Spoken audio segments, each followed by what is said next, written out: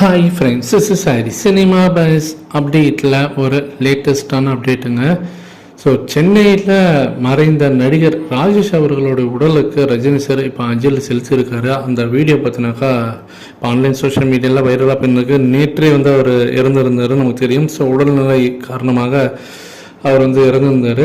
அவருடைய அந்த மறைவுக்கு ரஜினி சார் நேற்றே ஒரு ட்விட்டரில் பார்த்தினாக்கா அவர் போஸ்ட் போட்டிருந்தார். ஸோ அவருடைய நட்பு எந்த அளவுக்கு இருந்திருக்கு அப்படின்றத விவரிக்கிற வகையில் அவருடைய அந்த ட்வீட் இருந்தது, அந்த போஸ்ட் இருந்தது நம்ம பார்த்துருந்தோம்.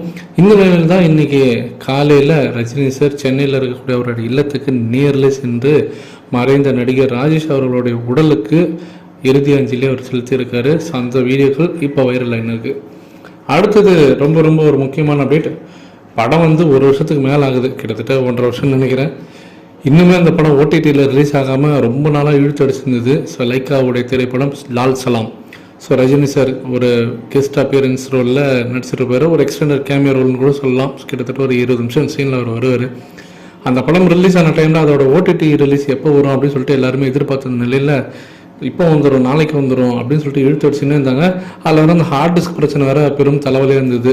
ஸோ அதனால் அந்த படத்தை இப்போதைக்கு ரிலீஸ் பண்ணுவாங்களா மாட்டாங்களா அப்படின்னு சொல்லிட்டு ஐஸ்வர்யாவுக்கே ஒரு குழப்பம்தான் அந்த டைமில்.